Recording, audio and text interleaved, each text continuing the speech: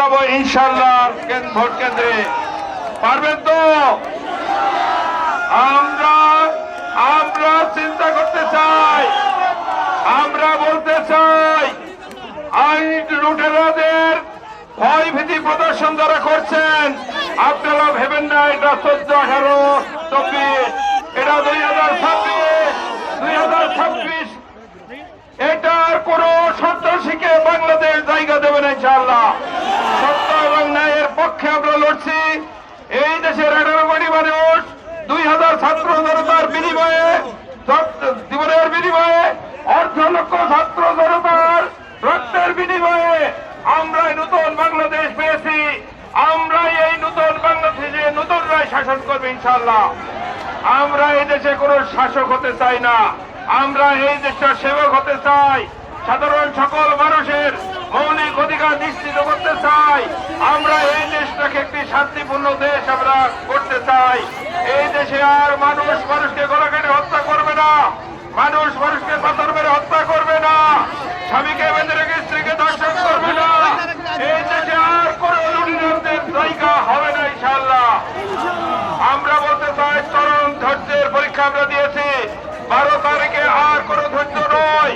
12 তারিখে সকল চাঁদাবাজ, সকল দুর্নীতিবাজদের ঐক্যবদ্ধভাবে আমরা মোকাবেলা করবো ইনশাআল্লাহ।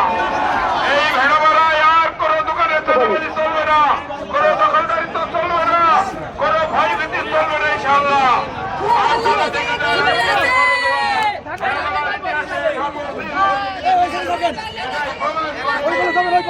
12 তারিখে অবশ্যই বাংলার বিজয় হবে ইনশাআল্লাহ।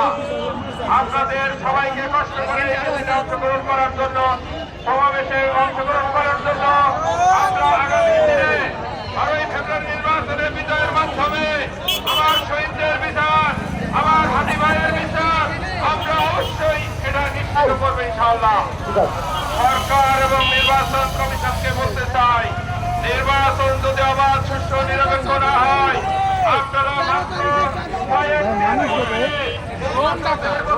দেখেছেন সরকারের কি হয়েছে, নির্বাচন কমিশনের কি হয়েছে, সেইটা স্মরণ রেখেই এই নির্বাচন জনগণের আকাঙ্ক্ষা অনুযায়ী যেন হয়, সেই দাবি আমি এই সমাবেশে করছি।